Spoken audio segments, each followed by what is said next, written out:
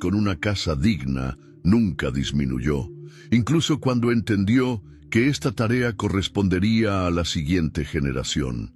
En el apogeo de su poder y éxito, cuando el reino de Israel había alcanzado una estabilidad y prosperidad sin precedentes, ocurrió el episodio más oscuro en la vida de David. La Escritura sitúa estos eventos con precisión. En la primavera, cuando los reyes salen a la guerra, David envió a Joab y con él a sus siervos y a todo Israel, pero David se quedó en Jerusalén. Esta pequeña observación revela el primer paso hacia la caída. El rey guerrero, que siempre había liderado a sus hombres en batalla, optó por quedarse en la comodidad de su palacio mientras enviaba a otros a luchar.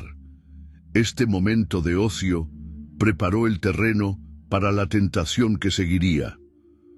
Una tarde, mientras paseaba por la azotea de su palacio, David vio a una mujer hermosa bañándose. En lugar de apartar la mirada y controlar sus pensamientos, permitió que el deseo se arraigara en su corazón.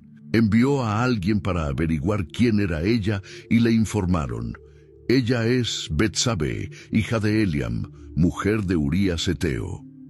Conociendo perfectamente que era la esposa de uno de sus valientes guerreros, David debió haberse detenido allí. Sin embargo, cegado por el deseo y acostumbrado ahora a que sus órdenes fueran obedecidas sin cuestionamiento, envió mensajeros para traerla a su presencia. Y ella vino a él, y él durmió con ella. Este acto de adulterio, ya grave en sí mismo, revela algo profundamente perturbador. David, el rey elegido por Dios, usó su poder para satisfacer sus deseos personales, traicionando a uno de sus más leales soldados y quebrantando directamente los mandamientos divinos. Era un abuso de poder real en su forma más cruda. La situación se complicó cuando Betsabé envió un mensaje a David: «Estoy encinta». Enfrentado a las posibles consecuencias de su pecado, David recurrió a un plan desesperado para encubrirlo. Mandó llamar a Urías desde el frente de batalla, esperando que pasara la noche con su esposa, y así el embarazo pareciera legítimo. Sin embargo, Urías, mostrando una integridad que contrastaba dolorosamente con la conducta del rey, se negó a entrar en su casa mientras sus compañeros estaban en peligro. El arca e Israel y Judá están bajo tiendas, y mi señor Joab y los siervos de mi señor acampan a campo abierto. ¿He de entrar yo en mi casa para comer y beber y dormir con mi mujer? Por tu vida y la vida de tu alma, que no haré tal cosa. Tras un segundo intento fallido, incluso después de embriagar a Urías, David recurrió a una medida aún más extrema.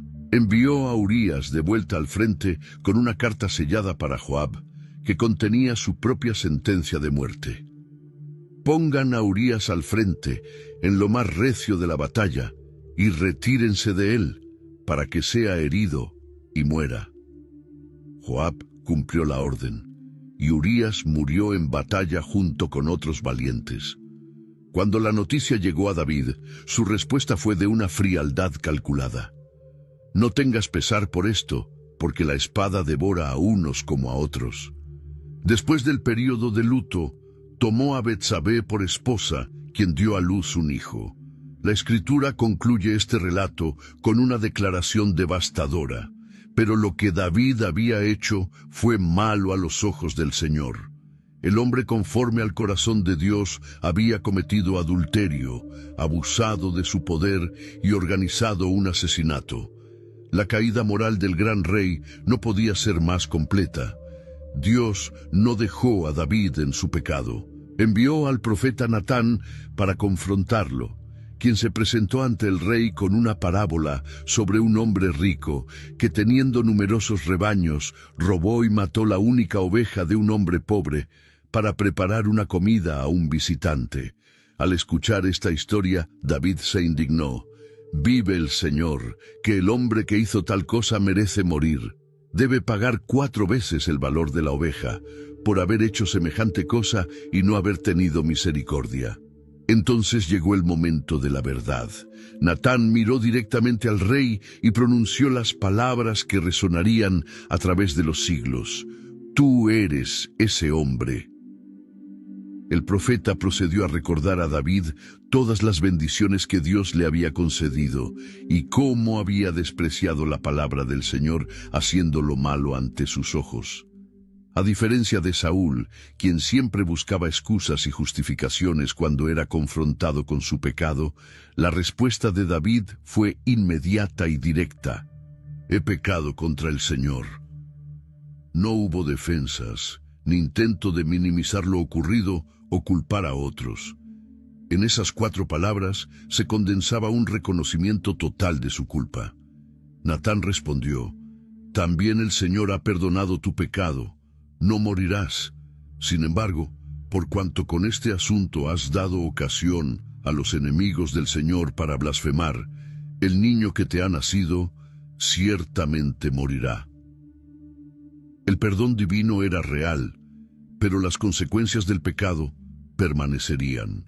Tras esta confrontación, David compuso uno de sus salmos más profundos y conmovedores, el Salmo 51, una expresión genuina de arrepentimiento que ha servido como modelo para generaciones de creyentes.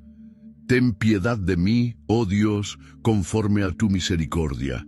Conforme a la multitud de tus piedades, borra mis rebeliones. Lávame por completo de mi maldad y límpiame de mi pecado.